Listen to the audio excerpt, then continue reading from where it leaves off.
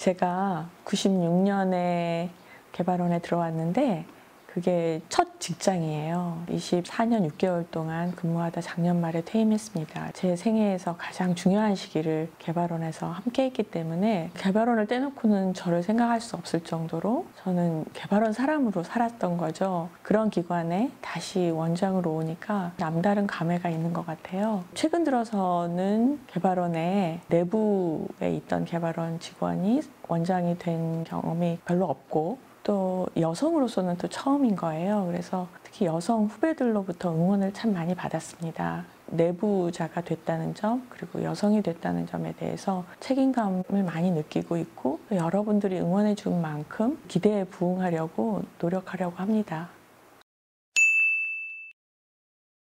한국교육개발원은 내년이면 50년, 반세기의 역사를 가지게 됩니다. 1972년에 만들어져서 산업화 과정 속에서 우리나라의 그 현재와 같은 교육체제를 수립하는 데 중요한 싱크탱크로서의 역할을 수행해 왔습니다. 근데 지금 세계사적으로 큰 흐름의 변화가 있다고 다들 얘기하잖아요. 디지털 혁명 부분이나 저출생, 로 인한 인구 감소, 학령 인구 감소, 지역 불균형 문제, 코로나 팬데믹 문제라든가 탄소 중립이라든가 아니면 가족 구조 변화, 세계화 분권화 이런 여러 흐름 속에서 미래교육 체제로 전환하는 전환기에 있다고 할 수 있는데 미래교육 체제를 설계하는데 그리고 실현하는 데 기여할 수 있는 연구를 수행해야 한다고 봅니다. 미래교육 체제는 누구라도 지금 다 얘기하고 있지만 대학 졸업하고 끝나는 교육이 아니라 평생에 걸쳐서 학습해야 하는 미래 학습 체제를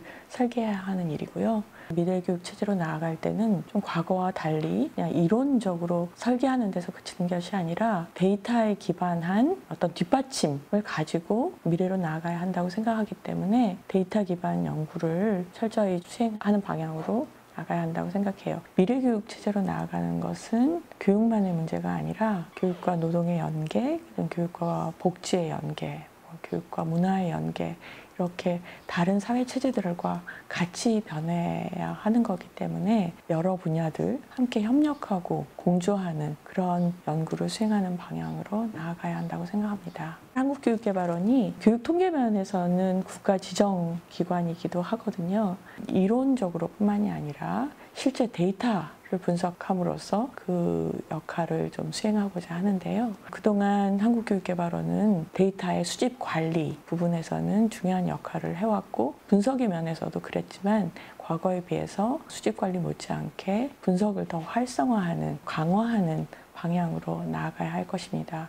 그리고 끝으로는 미래교육 체제는 교육만 바뀐다고 될 문제는 아니라고 생각하거든요. 교육과 노동시장의 연계 부분이나 교육과 복지의 연계 이런 게 함께 가야 하기 때문에 교육과 인접한 분야의 다른 분야들과 서로 협동하고 협력하고 공조하려는 노력 이런 방향으로 나아가야 한다고 생각합니다.